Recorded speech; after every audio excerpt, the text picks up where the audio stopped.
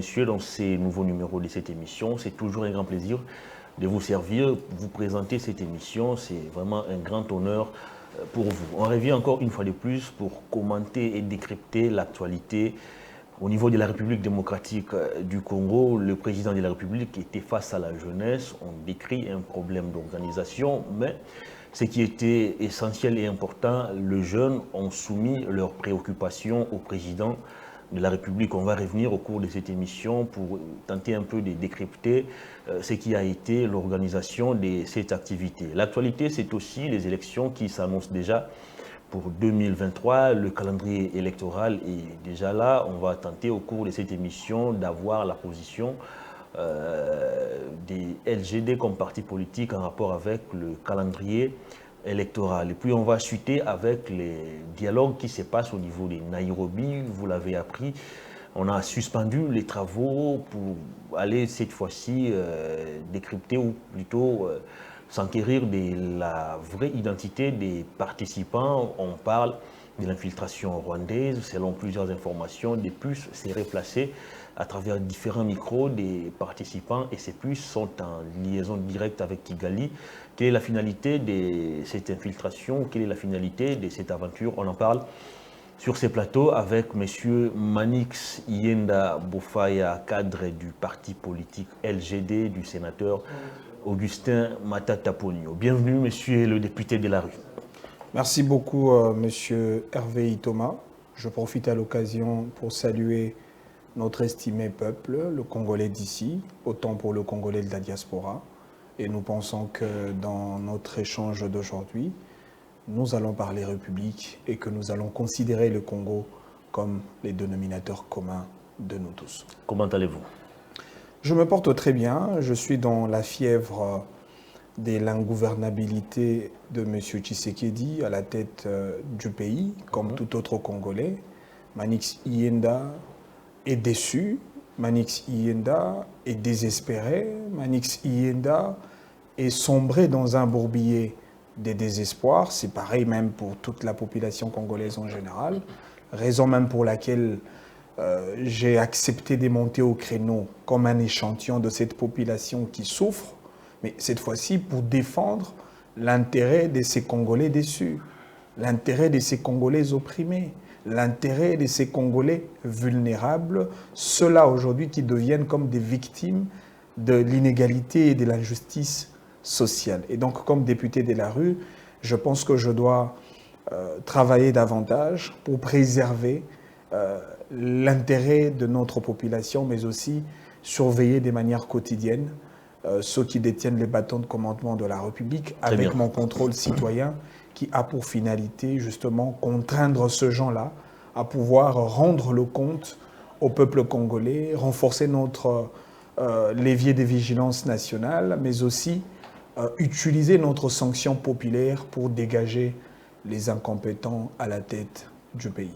Très bien, j'ai vu à travers les réseaux sociaux vos photos et vos vidéos aussi avec Martin Fayoulou Madidi, président de l'ECD, l'homme qui continue toujours de revendiquer la vérité des urnes. Qu'est-ce qui se trame derrière cette rencontre? C'est une rencontre entre un élu du peuple et les députés de la rue. Le point commun, c'est le peuple. Le point commun, c'est la rue. Je pense que Martin Fayoulou, au-delà de son statut des soldats du peuple, c'est aussi un député de la rue.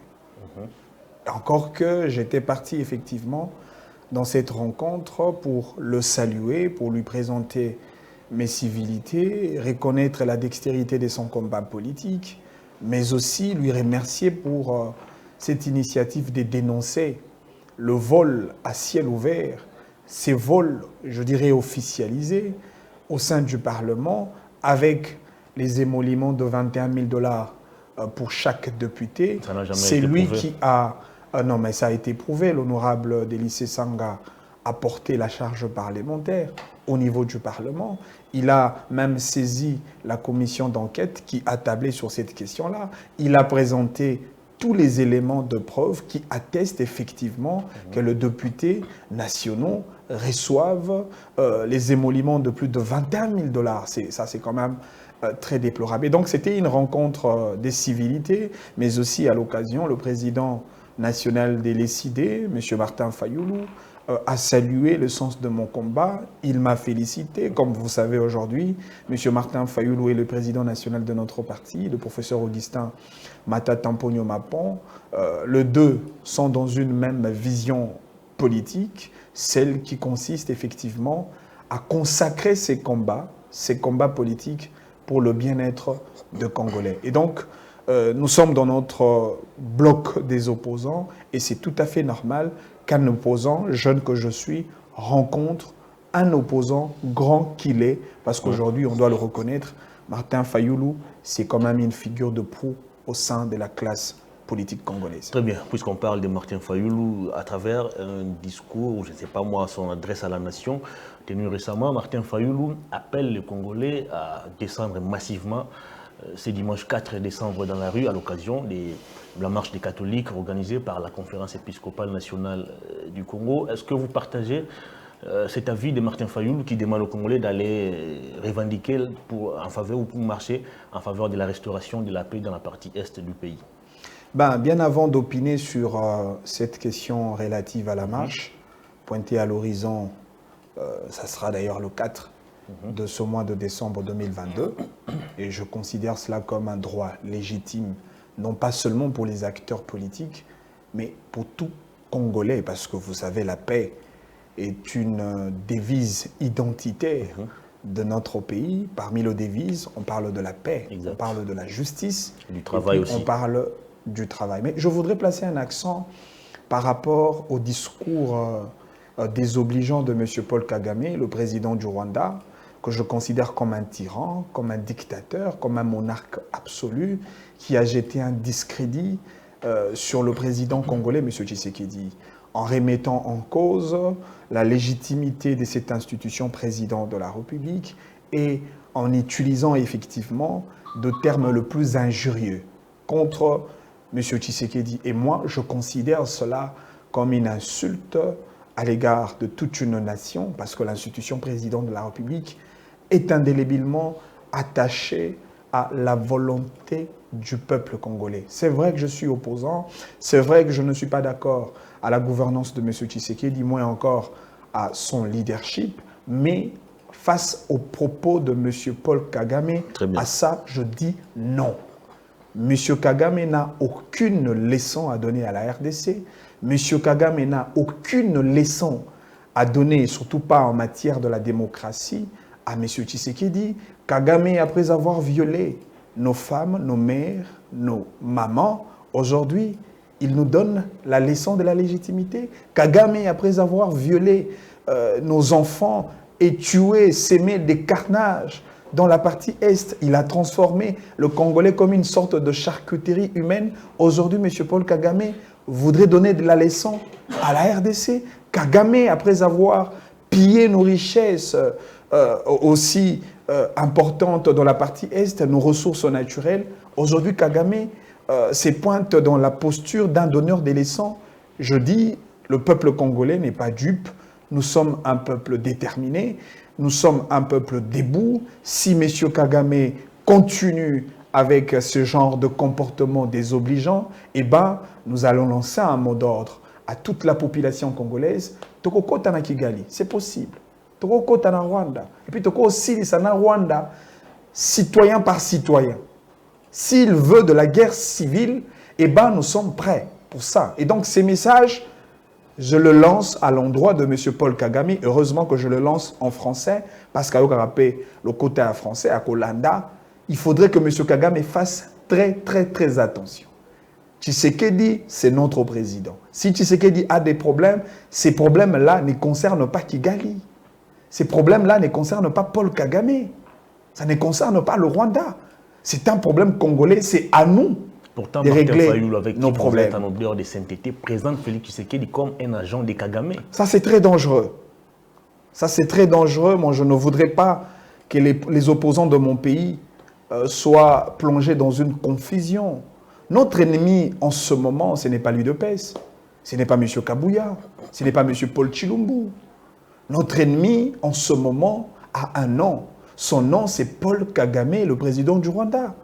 Nous avons un ennemi commun et donc pour l'instant, nous devons faire attention par rapport à nos propos utilisés sur la toile en tant qu'acteur politique. Parce que si aujourd'hui, M. Martin Fayulu traite Tshisekedi comme un agent de Kagame, ce qui est très dangereux, on risque de croire comme si M. Martin Fayulu est en train de faire le jeu de Kigali, en créant la diversion, effectivement, pour désorienter l'attention de tout un peuple.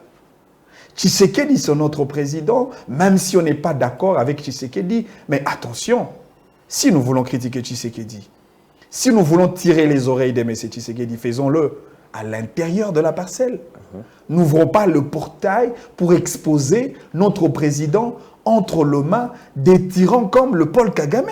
Est-ce que vous l'avez fait Pour ça, je ne suis pas d'accord. Non, mais écoutez, je l'ai dit et je pense que je le dis avec beaucoup de respect, avec beaucoup d'altérité. M. Martin Fayulu a tout intérêt de préserver son image politique en ce moment. Et en ce moment, nous tous, nous devons nous ranger derrière l'armée, derrière les institutions de la République pour sauvegarder l'intégrité territoriale. Ce discours est un discours incolore. C'est un discours qui n'a pas des tendances politiques. Je vous ai dit que je suis opposant à Tshisekedi, mais attention, ce qu'a dit Kagame, pour moi, je le dis non. Il faut que ça s'arrête là. Si M. Kagame ose à dire encore un mot de plus, eh bien, nous jeunes, nous allons entrer à Kigali. Est-ce que la réponse de Kinshasa, à travers son porte-parole du gouvernement, aux propos tenus par Paul Kagame, vous pensez que c'est vraiment proportionnel comme réponse? Ben, moi d'ailleurs, je ne voudrais pas que les officiels de la République répondent à M. Paul Kagame. Laissez le peuple s'en prendre à cela. Laissez les députés de la rue s'en charger de cette question. Parce qu'en réalité, la réaction de Paul Kagame met la RDC dans une position de force. Si aujourd'hui Kagame commence à brandir ses muscles émotionnels, c'est simplement parce que Tshisekedi est arrivé au point de cogner Kagame. Et en ça, je suis d'accord avec Tshisekedi. L'agitation de Kagame est un signe.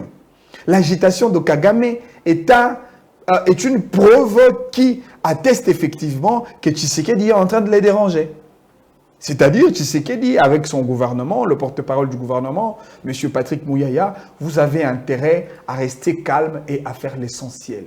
Votre silence inquiète M. Kagame. Laissez le peuple, laissez les députés de la rue s'en charger à ces messieurs. Un tyran, un petit pays, un petit président et un petit peuple que l'on peut diminuer en un clin d'œil. Mais ce petit président vous fait savoir que les problèmes de l'Est, ce n'est pas lui. Mais ce n'est pas, il revient à vous. Non, mais ce n'est pas à lui de régler ses problèmes. D'instaurer la paix dans la partie Est. Moi, je ne suis pas d'accord quand M. Kagame dit que Tshisekedi n'a pas été élu. Est-ce que M. Kagame était le président de la CENI dans notre pays? Il vous a fait comprendre plutôt que Félix Tshisekedi veut faire de l'insécurité dans la partie Est du pays un prétexte pour glisser ou ne pas organiser les élections. Qu'à cela ne tienne. Parce que déjà en 2018, il avait échoué. Qu'à cela ne tienne, moi je le considère comme un problème congolais. Est-ce au Rwanda, il y a la compétition politique au sens démocratique? Est-ce au Rwanda, les opposants ont une brèche d'expression, brèche des paroles, même en dehors du pays? Est-ce au Rwanda, on peut parler de la démocratie? Non mais entre nous soit dit. Lui-même est élu avec 90-95%. Kagame n'a pas de leçons à faire à un pays qui se construit petit à petit sur le plan démocratique comme la RDC. Il n'a aucune leçon. S'il continue, il verra le peuple congolais dans son chemin. Qu'est-ce que vous allez Entre nous, le problème de Tshisekedi, c'est notre problème. Je l'ai dit, s'il faudrait critiquer Tshisekedi, c'est nous le Congolais qui le ferons, pas Kagame. Kagame n'est pas Congolais. Laissez les affaires de Congolais entre les mains des Congolais. Très bien, on va revenir sur Martin Fayulu, mais avant cela, on va quand même essayer d'embrayer sur ce qui se passe au niveau de Nairobi. Vous l'avez appris, les travaux sont suspendus, les travaux qui avait mis autour d'une table les différents représentants des pays de l'EAC pour essayer de parler de la question sécuritaire au niveau de la République démocratique du Congo. Ces travaux sont suspendus parce qu'on doit cette fois-ci avoir un peu plus de certitude sur l'identité ou la vraie identité des différents représentants de ces pays. On parle même de l'infiltration rwandaise. Il y a des puces qui seraient placées sur les micros des différents représentants. Comment vous expliquez aujourd'hui ces différentes manœuvres orchestrées par le Rwanda? Vous savez, nous sommes dans un contexte de conflit, nous sommes dans un contexte de guerre, et il y a un dicton populaire qui dit d'ailleurs, c'est lui qui veut la paix, prépare la guerre. Prépare la guerre. Et donc, la gestion de la guerre, la gestion de crise armée ne s'improvise pas, ça se prépare.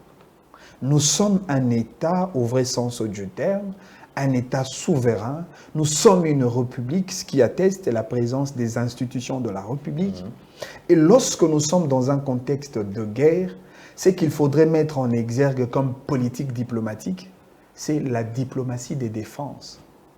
Oui, on va se retrouver dans un cadre d'échange, dans un format d'un accord, mais quelles sont les stratégies diplomatiques mises en place?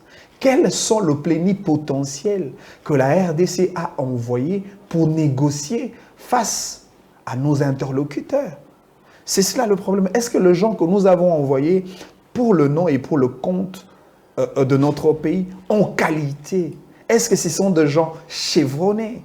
C'est cela le problème. Mais aussi, quand on est dans un contexte de conflit, vous ne pouvez pas vaincre la guerre sans avoir renforcé vos services des renseignements. Le service de sécurité et renseignements. La guerre, c'est aussi la technologie. La guerre, c'est aussi les renseignements. Mais comment, à chaque fois, quand on parle de l'infiltration, c'est toujours la RDC qui est le pays victime? Pourquoi nous n'infiltrons pas le Rwanda? Pourquoi la RDC ne crée pas la peur dans le territoire rwandais? Quand il s'agit de groupes armés, c'est toujours le Rwanda qui crée de groupes armés. Tantôt, c'était les CNDP, tantôt, c'était le M23. Mais pourquoi la RDC n'arrive pas à créer un groupe rebelle dans le territoire rwandais? Parce qu'en matière de guerre, en matière des relations diplomatiques, c'est la loi de plus fort qui bat le plein. Exact. Vous êtes fort, vous dominez sur le faible. Et donc, si aujourd'hui, la RDC est dans une posture de faiblesse, eh bien, on va pleurer, on va se plaindre, mais la situation restera la même. Et donc, moi, je voudrais lancer un appel des responsabilités comme un mot dirigeant de notre pays.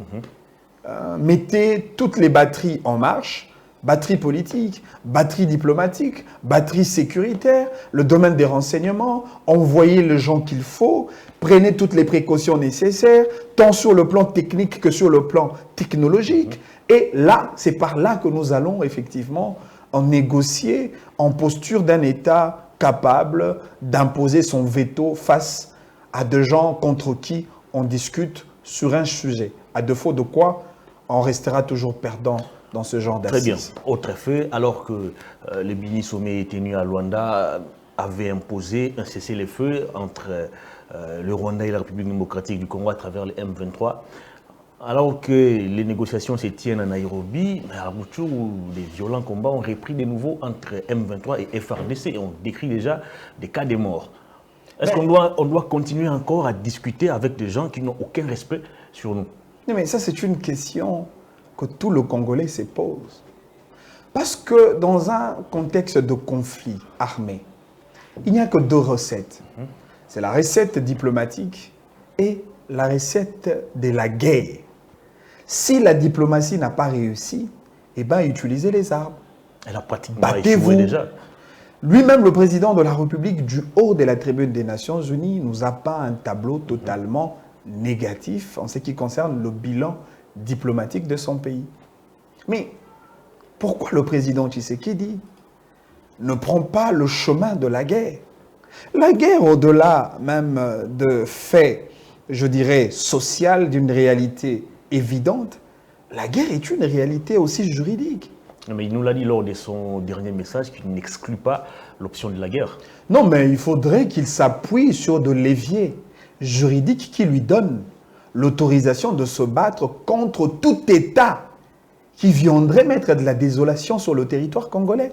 Notamment la Charte des Nations Unies qui prévoit la possibilité, c'est même ça le principe de la licéité de la légitime défense. On reconnaît à chaque État qui fait l'objet d'une agression, autant pour un groupe militaire que pareil pour une armée conventionnelle, cet État membre de l'ONU a le droit de réagir. Et c'est cela la légitime défense. Et il y a même un principe de proportionnalité qui s'applique dans ce contexte-là, c'est-à-dire si on vous a agressé par les armes, eh ben, vous devez répondre par les armes. Au-delà de la sphère internationale, même dans le cadre juridique national, notre Constitution conçoit la réalité de la guerre comme une réalité juridique. On donne au président de la République le pouvoir de décréter la guerre, après avoir le cutus du Parlement réuni en congrès. Mais pourquoi Tshisekedi ne décrète pas la guerre contre le Rwanda? Ce sont là des questions fondamentales, encore s'il faudrait même aller vers la direction de la responsabilité internationale pénale. Mais pourquoi M. Tshisekedi, avec son gouvernement, ne saisit pas les instances judiciaires internationales pour endosser la responsabilité de ces massacres, de ces carnages sur le dos de M. Kagame? Pourquoi il ne le fait pas? Et donc, aujourd'hui, il faudrait que M. Tshisekedi comprenne qu'il est seul dans ces carcans de la communauté internationale. Tout ce qu'on fait, que ce soit l'Angola, que ce soit le Congo d'en face, ils font le jeu d'hypocrisie, le jeu de malin. Tshisekedi doit être conscient de cela. Comment vous pouvez imaginer le communiqué conjoint de Luanda, le communiqué récent? Dans ce communiqué, c'est vrai, on parle de cesser le feu. Mais ce qui m'a le plus étonné, c'est le fait de dire, oui, après le cessez-le-feu, le M23 va faire une repli vers leur position initiale. Encore que quand on parle de la position initiale, il s'agit toujours du territoire congolais. C'est-à-dire, ils vont quitter Rutshuru, ils vont quitter Kiwanja, ils vont quitter Bunagana, mais ils vont se retirer vers une partie du territoire congolais. Et donc, le problème ne sera pas résolu en réalité. Est-ce que nous sommes conscients du danger qui guette sur le pays? Ben, c'est une bonne question. Mais je voudrais que vous soyez beaucoup plus clair en posant cette question. Est-ce que M. Tshisekedi est conscient du danger qui guette notre pays? Est-ce que son gouvernement est conscient de ce danger-là? Parce que nous, le peuple, nous sommes conscients. Vous avez vu le peuple qui avait prouvé sa bravoure légendaire, un courage populaire inédit. Le peuple a osé de mettre le pied sur le territoire rwandais pour en finir. Ce n'est pas nous le problème. Le problème, c'est nos dirigeants, nos représentants. Le problème, c'est ceux-là qui dirigent le pays aujourd'hui. Ils sont caractérisés par une passivité qui ne dit pas son nom. Aujourd'hui, le Congo devient comme une équipe qui joue sans gardien. Et on encaisse le but. Qui va protéger le Congo? Qui va protéger les Congolais? Qui va protéger l'intégrité territoriale de notre pays? Qui va protéger nos frontières si ce n'est pas nos dirigeants? Et là encore, il y a un problème qui se pointe. Vous avez suivi, je crois, c'était le président burundais ou ougandais, je ne me rappelle plus, qui a déclaré ouvertement que la RDC avait un problème avec ses militaires, avec ses policiers, et que ce sont les forces de l'EAC qui doivent sécuriser nos populations. C'est quand même gravissime. Mais c'est comme ça que je le considère comme des propos désobligeants à l'égard d'un État. Un État qui a des dirigeants... Et qui chasse toujours au silence. Non mais, ce qui est curieux, quand vous regardez l'attitude de tous ces présidents de la sous-région, je commence par Yoweri Museveni. Lorsqu'il parle de la RDC, c'est avec un dédain, c'est avec une légèreté exceptionnelle. Avec mépris. Encore que même le président kenyan, le nouveau président kenyan, quand il était vice-président... Lui également, il a tenu... Mais il a traité les Congolais comme des danseurs. Encore que Paul Kagame jette un crachat sur M. Tshisekedi et sur le peuple congolais. C'est-à-dire qu'il faudrait que M. Tshisekedi soit conscient de cela. Il faudrait qu'ils réalisent que les États qui nous entourent, que les États que nous pouvions considérer comme des voisins, ce sont les ennemis de notre pays. Mais pourquoi continuer de participer dans toutes ces organisations régionales et sous-régionales, alors qu'il n'y a visiblement aucun respect vis-à-vis de nous? Mais c'est cela la passivité de M. Tshisekedi. M. Tshisekedi pense que la solution de ce problème viendra forcément des pays voisins ou encore de la communauté internationale. C'est cela la grosse erreur de M. Tshisekedi. La meilleure armée du monde, ça a toujours été le peuple. M. Tshisekedi, vous avez un peuple. Regardez même comment le peuple a mis de côté les intérêts politiques. Il a un peuple qui danse à Kinshasa, alors qu'au niveau des Rutshuru, ça tire à balles réelles. D'où la responsabilité, effectivement, de nos dirigeants. Moi, je l'ai fait en tant que député de la rue, d'éveiller la conscience collective du peuple. En ce moment, nous ne pouvons pas être distraits. Parce que le pays court un danger incroyable. Si nous restons distraits, eh ben, nous allons perdre notre partie. La partie est de notre pays. Nous allons perdre notre Congo. Ce Congo qui a toujours été un et indivisible, eh bien, si nous restons distraits, le Congo sera balkanisé. Nous avons intérêt de rester éveillés. Très bien. De rester patriotiques. De rester debout. Restons debout, restons vigilants, parce que c'est les moments que chaque Congolais devra jouer le rôle de la sentinelle. Tobate la écolo. C'est comme ça que, en tant que député de la rue, j'ai toujours un slogan, j'ai toujours dit « Pona mboka, tolinga mboka, totosa mboka, tobate la mboka, tosale la mboka ».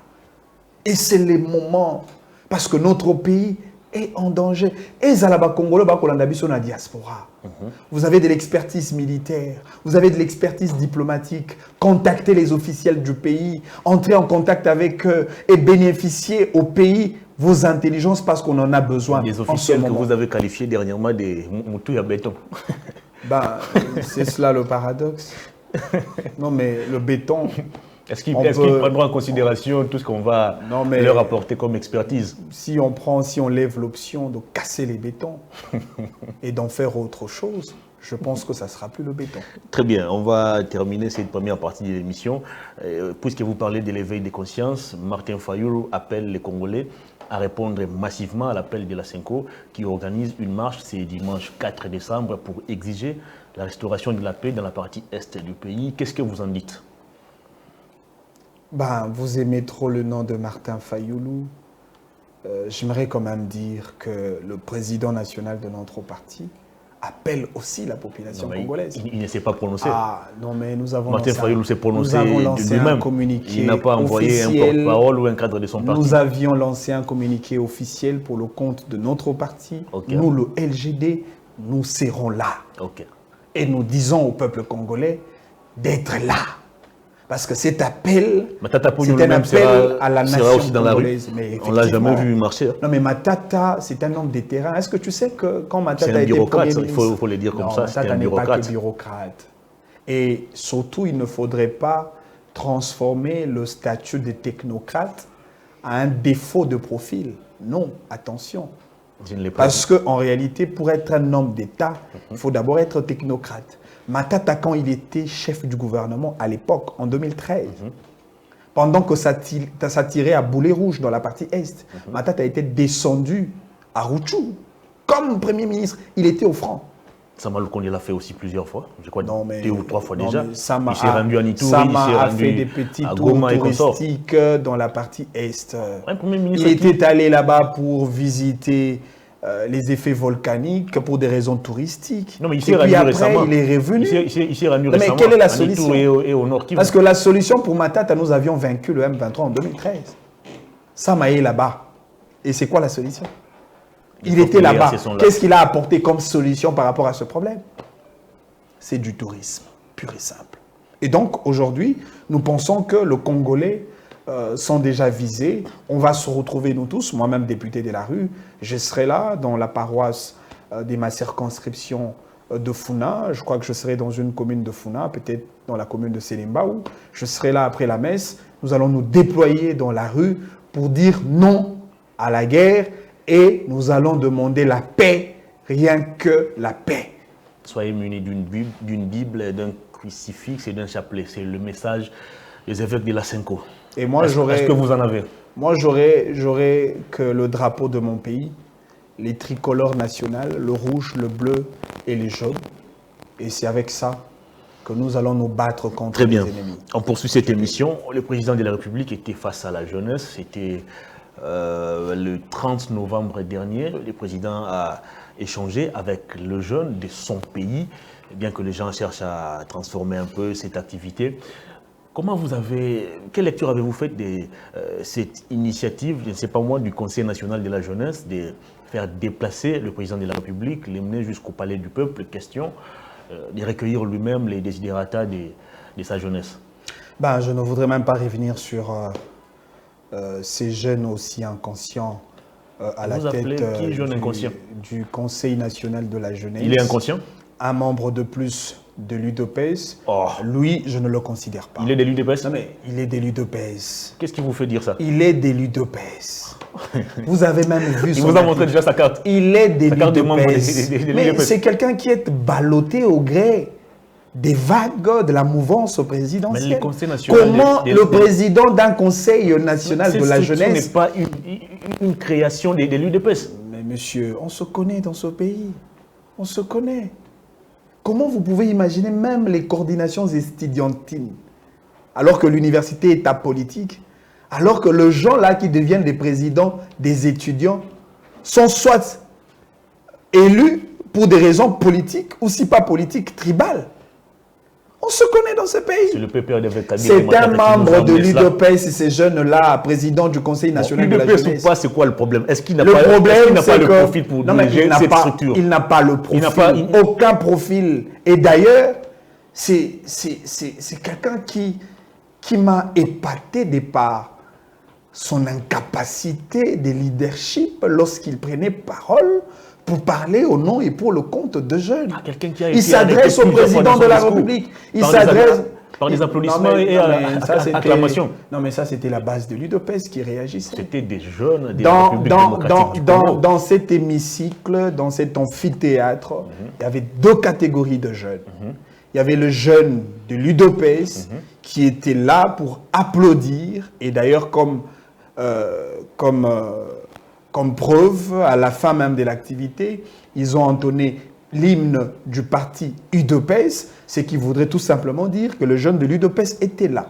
Mais aussi, il y avait une catégorie de jeunes conscientes, parmi lesquels c'est lui qui avait posé la question au président de la République concernant le domaine de l'entrepreneuriat, la sous-traitance. C'est un jeune conscient.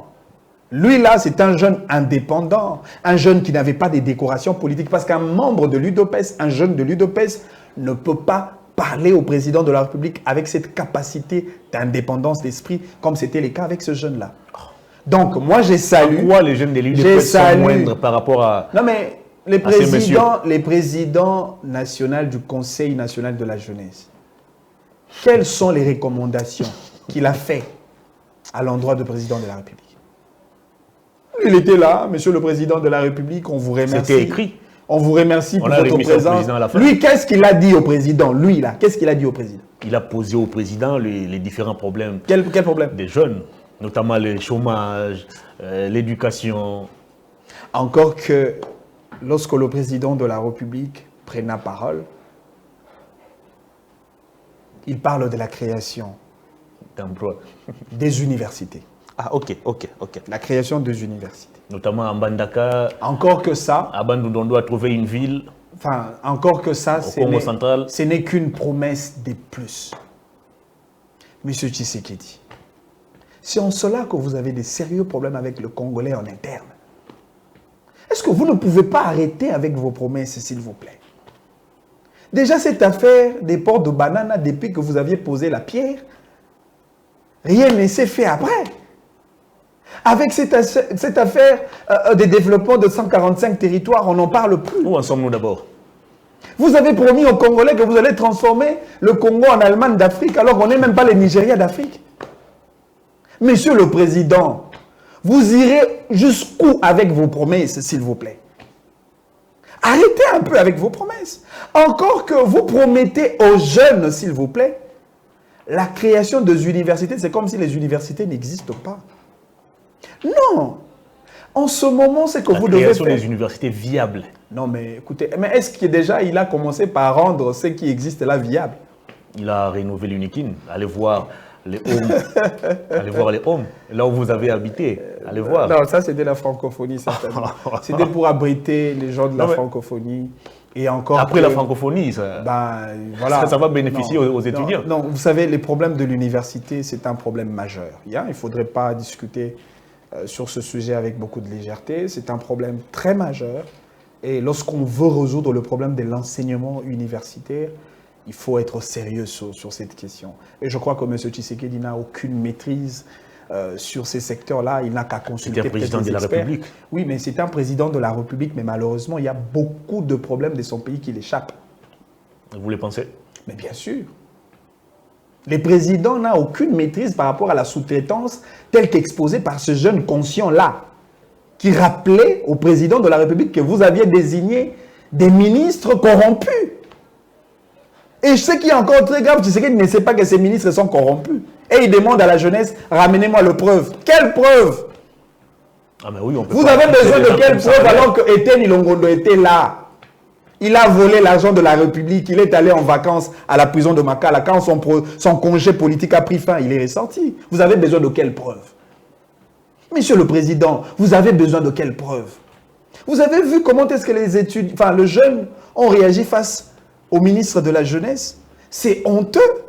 Monsieur Yves Bunkoulou, je ne pouvais pas imaginer que 24 heures après, vous allez rester toujours là sur le fauteuil de ministre de la Jeunesse. Pourquoi vous n'avez pas la culture de démissionner? Mais pourquoi il doit démissionner? Simplement parce qu'il a... Non mais quand même, les ridicules doivent quand même tuer par moment. Non mais c'est ridicule, il a été ridiculisé. Le jeune pour qui vous travaillez en tant que ministre de secteur, ce jeune-là vous dise, Bima. Monsieur le ministre, Bima, Kende. Non mais c'est honteux. C'est-à-dire que ce jeune-là ne s'identifie pas au ministre de la Jeunesse. Il ne le reconnaît même pas. Entre le ministre et le jeune, il n'y a aucun lien. Est-ce que le problème, c'est la tête de Yves Bunkoulou ou c'est une politique en matière de jeunesse qui pose non mais c'est cela, mais qui diligente cette politique-là? Si ce n'est pas le président de la République, si ce n'est pas le chef du gouvernement et son gouvernement, si ce n'est pas les ministres sectoriels. Maintenant, s'il n'y a pas de politique publique en faveur de jeunes, à qui on va s'en prendre? Ou sur qui nous allons nous en prendre? N'est-ce pas au ministre du secteur? Et ce monsieur, il a été ridiculisé par le jeune qui était là. Vous pouvez imaginer un pays comme la RDC, parce que la RDC a de la main-d'œuvre à une quantité inquantifiable, innombrable, parce que les jeunes sont là. Encore que le jeune représente la couche sociale la plus élevée, avec plus de 65%.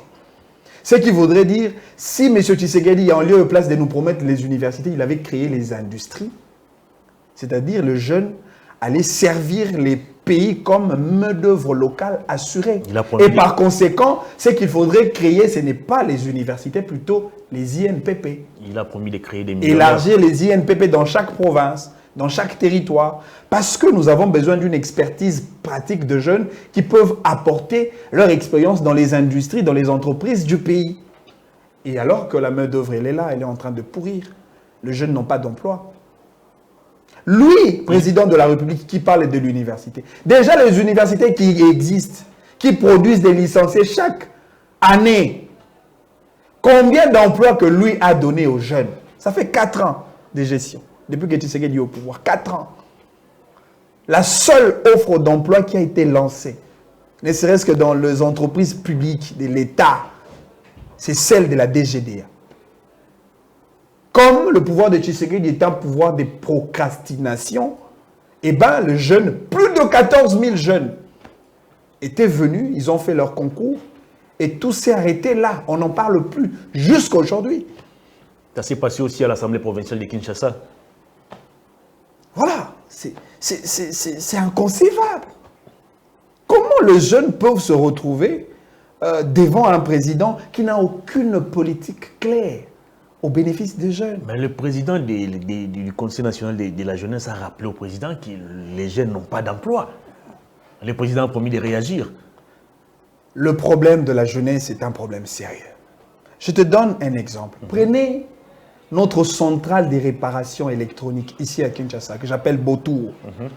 Parce que si vous allez vers Botour, les gens là qui travaillent à Botour, ce sont de débrouillards. Hein. Exact. C'est-à-dire Moutakena ni INPP, ni ISTA, mais parce qu'ils ont habitué il sait comprendre tous ces schémas. Non, mais il a compris. Et puis, là, il s'abat. Exact. C'est-à-dire, si on avait un leadership de qualité, une gouvernance assurée, et là, l'État qui a ça là, ils ont besoin une prise en charge à Batouana. C'est-à-dire, comme Baza, pour travailler dans l'informel, au cas où, par exemple, au bénéficie expertise, mon roi est Libanda technologique, parce que si on veut dire Libanda, la formation en France, les Congolais, ils vont Kima, au bénéficie mondele, mon roi est Makambouana, ils vont Libanda, ils vont tangisi bilenge, ils vont tangisi jeune wana, boni ba ko sa musa na bango na lolengo esengeli. Pendant que bango ba formation na bango peut-être dans une durée de 6 mois par exemple. Entre-temps, bozo réhabiliter Botour wana pour komisango centre de réparation électronique. C'est-à-dire bo doter bango ba matériel nécessaire avec des bureaux équipés. Ba lumière sur de tables, les matériels, les outils nécessaires bango ba ça elaka. Pesi bango ba table, pesi bango ba kit, pesi bango ba locaux, pesi bango l'énergie, l'électricité, pour que les jeunes entendent et le Botour sera véritablement considéré comme le central des réparations électroniques dans notre pays. Et c'est ça, valoriser au fait l'informel qui existait. Parce que le rôle de l'État, c'est d'encadrer effectivement l'informel, c'est d'appuyer l'entrepreneuriat de jeunes, c'est d'accompagner le projet des jeunes, le start-up, les incubateurs, des différents projets de jeunes. L'État a le rôle d'accompagner le jeune pour que le jeune arrive à leur finalité, à leurs objectifs. Raison pour laquelle Félix Tshisekedi a mis en place le ministère de l'entrepreneuriat, ce que Kabila et Matata n'avaient jamais fait. Ce qui reste pour M. Tshisekedi, c'est de créer un ministère de voyage. Est-ce que vous croyez que c'est en créant le ministère de l'entrepreneuriat et encore que le ministère en question n'a aucune politique en termes de résolution de problèmes, vous croyez vraiment qu'avec ça... Vous ne saluez même pas le geste. Matata et Kabila ne l'avaient jamais fait. Avec Tshisekedi... Et on va même enseigner... Non, mais est-ce que par rapport au problème... L'entrepreneuriat sera même enseigné dans toutes les universités. Est-ce qu'avec les problèmes de Congolais, on a besoin de gestes? On a besoin de solutions. On n'a pas besoin de gestes. Tshisekedi n'a pas été élu pour un mandat de 5 ans pour faire des gestes. Pour faire des gestes. Nous avons compris, geste na bango basaila biso na limité na 10e rue na CNDT oya kosala misapimi balebo to kanisa ezali signe ya victoire. To comprendre ezali symbolique ya kimoibi. Deux doigts. Comment ça? Bazu état de droit otolinga to tonga. Sous le vœu collectif du peuple congolais bango ba transformer en un état de doigts. Babeta biso deux doigts t'es une affaire arabe. 100 jours babeta biso deux doigts. Gestion Covid babeta biso deux doigts. Geste na bango bato IDPS. Nous, on n'en a pas besoin. On a besoin des solutions aux problèmes des Congolais. C'est pour ça que Tshisekedi est là. Moi, je fais partie de ces Congolais conscients des points positifs et des points négatifs. Ce que Tshisekedi a dit, comme député de la rue. Mais tant que Tshisekedi ne fait absolument rien pour son peuple, comment on peut accompagner un tel président? Est-ce que tu sais pourquoi le peuple américain, les citoyens américains, ont un niveau à drapeau dans le pango? Pourquoi? Parce que, en fait, le patriotisme, tout comme le nationalisme, ce n'est pas question d'appel ou des spots publicitaires ou des messages. Non. Le patriotisme est une réalité intérieure qui se réalise dans la vie d'un citoyen vis-à-vis de son État. C'est-à-dire, les citoyens américains, ils sont tellement reconnaissants des services rendus par leur État pour le sujet américain. Conséquence logique, je dois porter haut l'emblème de mon pays. C'est-à-dire qu'il faut que le Congolais arrive à se dire, le pays a beaucoup fait pour moi. Je prends l'exemple de ma vie personnelle. Moi, je suis un orphelin. D'ailleurs, même avant la mort de ma mère, j'avais perdu mon père à l'âge de 9 ans. Ma mère n'était qu'une vendeuse de poissons fumés. Elle n'avait pas assez de moyens. Elle nous a encadrés dans une situation incroyable. Je suis allé à l'Équateur en Mbandaka. J'ai étudié là-bas, j'ai obtenu mon diplôme. Je suis revenu à Kinshasa. Parfois, je suis allé à l'université de Kinshasa pour faire la faculté de droit avec une veuve comme mon toit pour financer mes études nanga, vendeuse de poissons fumés dans un marché d'Engaba. J'ai fini mes études malgré les conditions. Aujourd'hui, je suis diplômé en droit. La question. Depuis Nabotama, Nabanda Kotanga na école maternelle, primaire, et puis j'ai eu diplôme na université. L'État a sali nini pour nanga. Au point que Poussenga n'a pas drapeau en boka, n'a tia liboso ndako nanga. Encore que natangi bakela si pour na pesa l'État maele. Même le travail. L'État n'arrive pas à donner le travail aux Congolais. Mais en quoi je peux avoir ce courage patriotique ou nationalisme pour mettre le drapeau de mon pays devant ma parcelle? C'est comme ça que je dis, par un moment, quand on demande aux Congolais d'être patriotiques ou nationalistes, c'est trop demander aux Congolais. C'est trop demander aux Congolais. À la limite, le patriotisme du Congolais est circonstanciel. C'est-à-dire, si tu as un match à Léopard, tu es un patriote. Très bien. On va prendre l'étude de si tu as un sujet, il y a agression congolaise, il y a balkanisation, tu es un patriote. Mais si tu as un Maramoussou, tu es un yolé là. Les citoyens lésés, les Congolais opprimés, les Congolais déçus, les Congolais vulnérables. Les Congolais ont droit à tâter à bénéficier de la richesse. Combien de jeunes comme moi, diamant, or, manganèse, cuivre, coltan, sol et sous-sol riche, ça.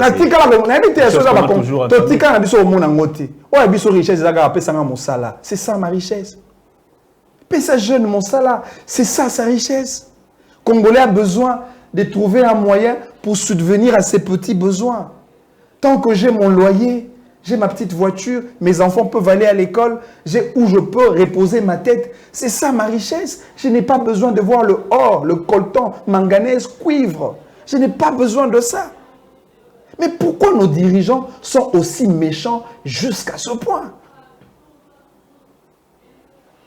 Bon, vous avez la malchance de vous retrouver dans la catégorie des gens qui n'ont rien reçu. Non, il faut dire, nous avons la malchance. Nous avons la malchance de nous retrouver dans la catégorie des gens qui n'ont rien reçu du Congo. Par contre, il y a des gens comme les Kengo Wadono qui peuvent à tout moment acclamer pour le pays.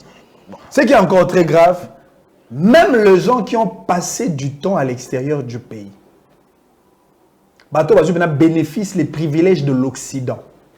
Parce que mon donné de Tshisekedi, le mental de Tshisekedi, c'est un mental occidentalisé. Les Argentines Ngobila. Mais ce qui est très curieux, même pas que ça la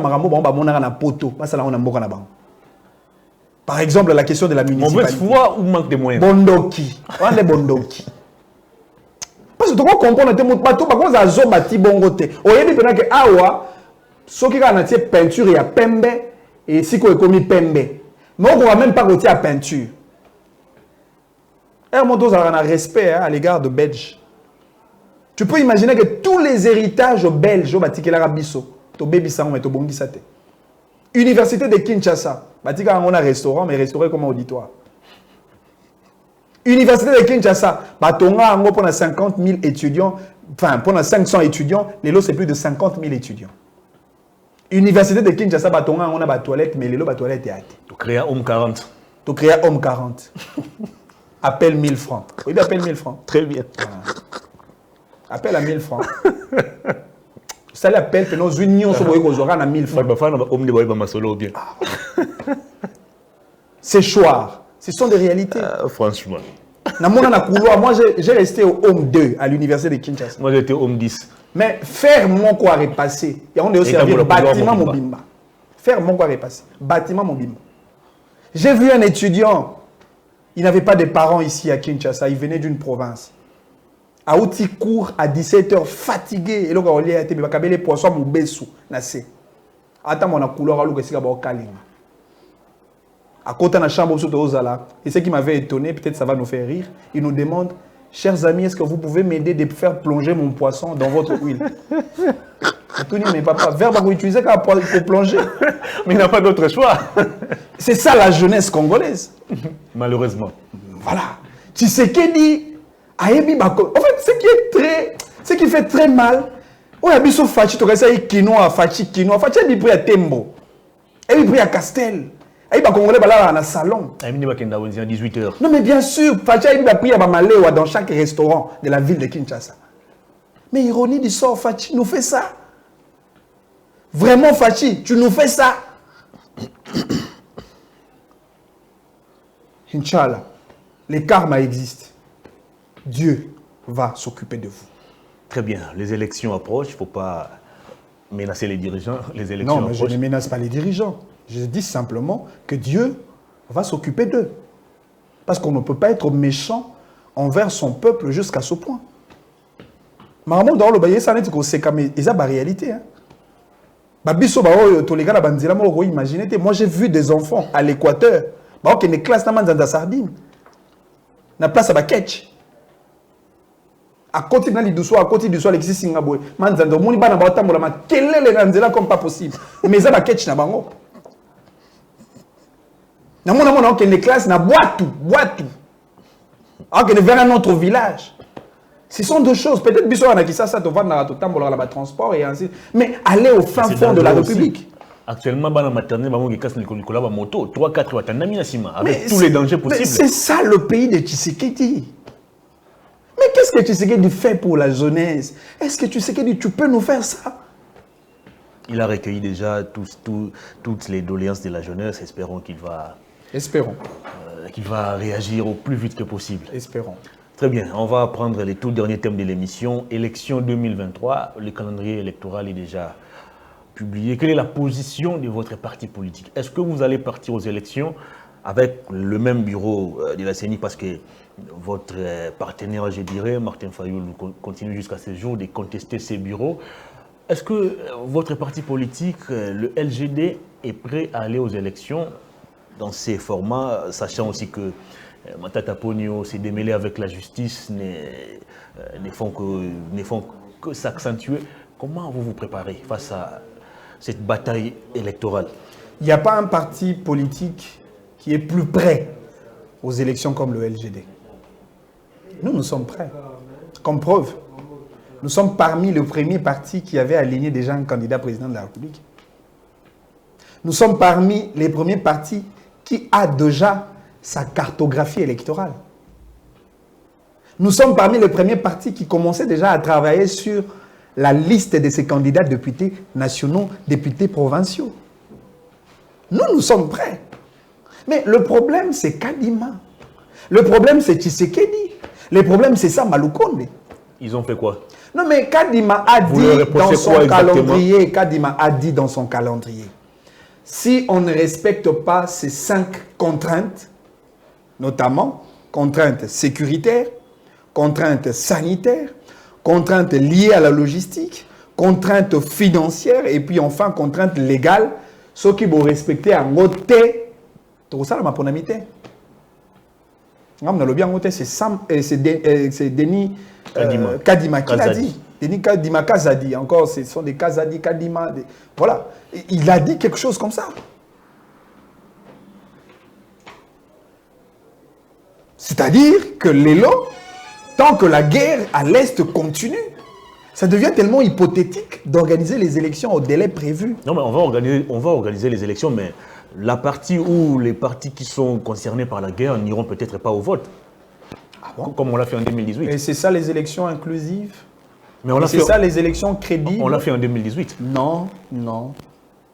Nous avons besoin des élections. Ça, c'est de 1. L'obligation d'organiser les élections. Mais il y a la guerre. Et nous avons besoin des élections de qualité. Et Tshisekedi est obligé à organiser les élections de qualité. Élections, mon frère. Les élections, c'est la denrée du peuple. C'est la nourriture du peuple. Le peuple n'a que les élections comme moyen pour sanctionner les dirigeants incapables. Mais ce même peuple a voté en 2006, il a contesté les résultats. En 2011, il a contesté les résultats. En 2018, il a toujours... Finalement, on va continuer comme ça. Vous savez aujourd'hui, ça c'est vrai, nous sommes un pays de jeune démocratie. L'expérience électorale, nous l'avons accumulée, assimilée même, à 3 cycles électoraux. En termes d'expérience, je crois que le Congolais en tant qu'électeur, aujourd'hui, ces Congolais deviennent matures. Si en 2006, 2011, 2018, nous avions voté la tribu, tu peux te rassurer que lors des élections de 2023, on ne votera pas la tribu. Qu'est-ce qui va changer? On va voter la compétence. Non, mais la tribu n'a rien apporté. Tout n'a pas le bilan à Tshisekedi. Parce que ils avaient voté Tshisekedi pour des raisons ethnico-tribales. Mais la tribu a déçu les Wewa. C'est-à-dire les Wewa aujourd'hui, ils comprennent que oui, on peut voter un Kassaïen, mais cela n'est pas une garantie pour résoudre le problème du Congo. Donc, en 2023, le message est clair et moi je le considère comme un mot d'ordre électoral. En 2023, nous devons voter la compétence. Nous devons voter la compétence. Comment quelqu'un qui n'a même pas réussi à construire sa famille, à gérer sa famille, à gérer sa boutique, à gérer sa pharmacie, vous voulez lui confier la responsabilité d'un État? C'est quand même grave. Parlant de la compétence, est-ce qu'il n'y a pas lieu aussi de revoir notre loi électorale? Pourquoi ne pas durcir un peu les tons sur la loi électorale? Parce que c'est cette loi qui ouvre aussi la voie à tout le monde de se présenter comme candidat.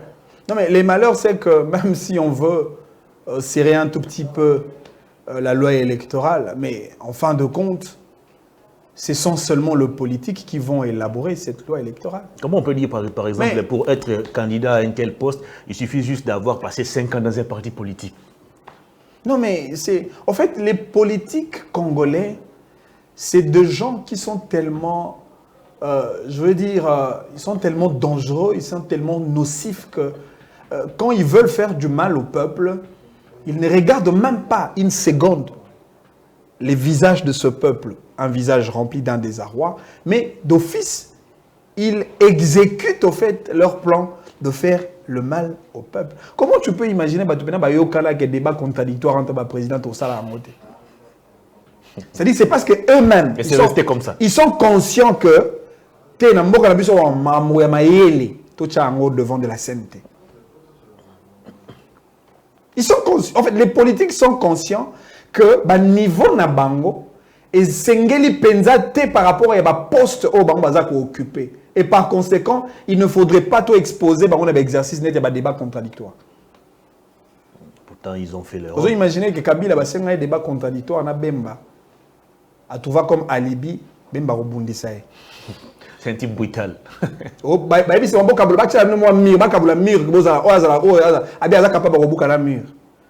Tu peux imaginer ça?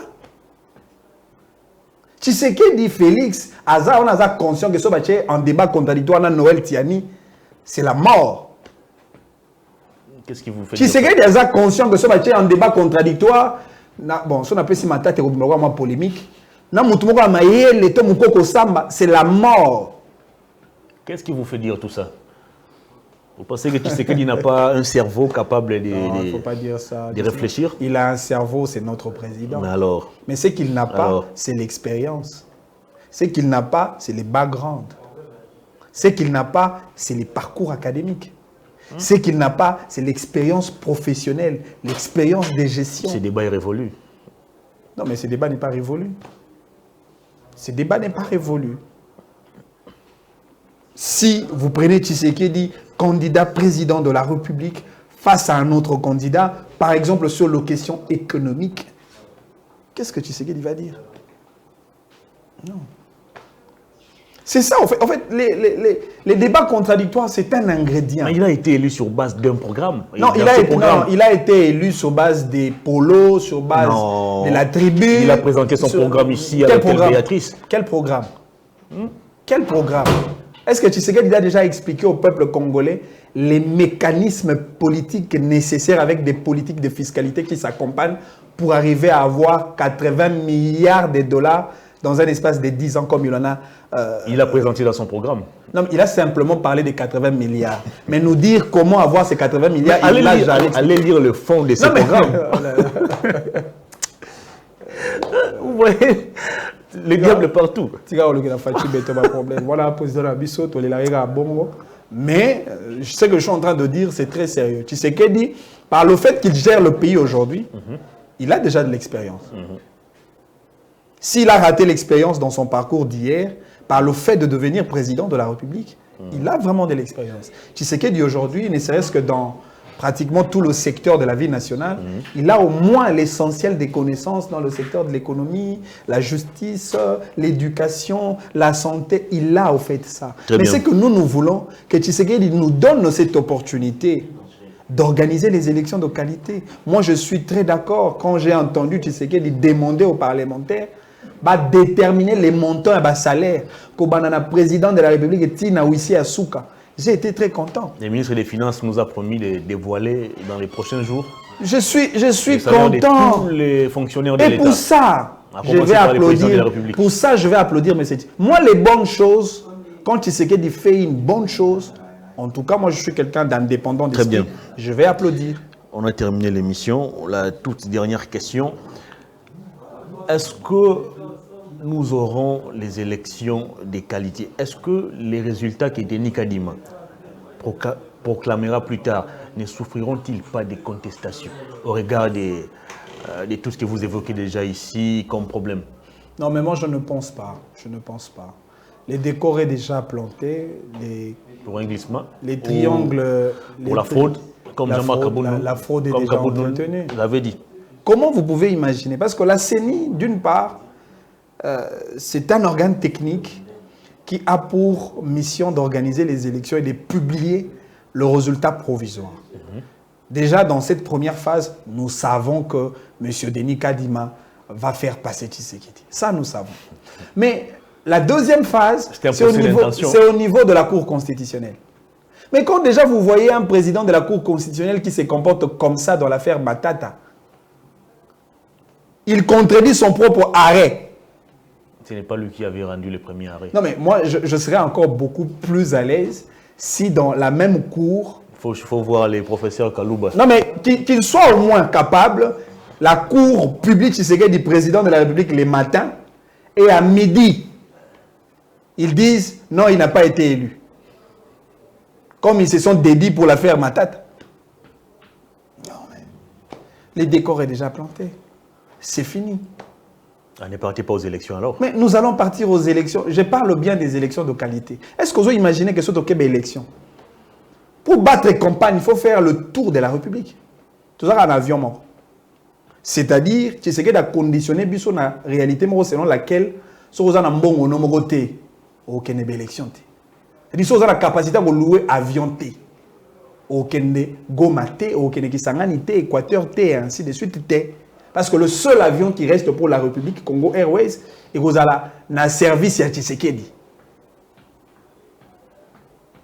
On a des personnes qui ont kati, bamati, bakosepela, bake kisangani, bake boye, nakati avion à l'état, avion mboka, bango bakosepela. Et vous avez un bango pour la UDPS. On a un kabouya vandi dans la first class, c'est un procès d'intention. Non, mais ça sera pour eux. Katumbi. Il a le moyen, il peut trouver son avion. Matata Pognoana aussi. Matata n'a pas les moyens, comment il va trouver l'avion? Matata n'a pas les moyens, comment il va trouver l'avion? Bissot a une difficulté, effectivement. Il y a pour voyager, parce que n'a pas ce qu'il a fait à Kindu. Donc, Wana Pezali, mon quoi, a difficulté, il peut permettre à un candidat, ça la tour, il y a Mbokate. C'est-à-dire, en réalité, comme il est belé, tu sais que dans la situation très compliquée. Très bien. Et on ne sait pas si les élections peuvent être considérées comme solution pour régler le problème. L'émission est terminée. La caméra est devant vous. Votre tout dernier message au public et on va se séparer. On a des jeunes Congolais, des jeunes conscients, des jeunes élites, des jeunes citoyens, des jeunes indépendants d'esprit. De continuer comme ça la preuve de notre courage comme vous l'avez fait devant le président de la République. Je suis très content parce que je suis un député de la rue. Le travail que je fais, c'est pour stimuler les jeunes, c'est pour éveiller la conscience collective et accélérer notre vigilance nationale. Parce que nous, en tant que jeunes, nous sommes le premier sentinelle de la République. Si la sanction parlementaire n'existe pas, la sanction populaire existe. Et vous, vous avez utilisé votre sanction populaire contre Mbosso. Vous avez dit à Mbosso, Ayebela. Vous avez dit à Bahati, Ayebela. Vous avez dit à Ngobila, Ayebela. Vous avez dit à Yves Bunkoulou, Ayebela. Vous avez dit à Samalou Konde, Ayebela. Et je sais que c'est par fausse modestie que vous n'avez pas dit à M. Tshisekedi, Ayebela. Mais par le fait de dire à Mbosso, Ayebela, cela voudrait tout simplement dire Tshisekedi paix, Ayebela. Et ces courages-là, moi je les salue. Parce que nos dirigeants, au Bakokite, Tokopesa Bango, sanction populaire, de la manière que vous l'avez faite devant le président de la République au sein de l'amphithéâtre du Parlement congolais. Bravo aux jeunes, bravo aux Congolais, le Congolais d'ici, le Congolais de la diaspora, restons ensemble. Ponamboka, Tolingamboka, Tosalelamboka, Toto Samboka, Yabino Manix Iyenda, les députés Très bien. de la rue. Manix Iyenda, merci de votre disponibilité. C'est à moi de vous dire merci, M. Hervé Itoma. Cette émission est terminée. À toutes et à tous, merci de l'avoir suivi. Au revoir.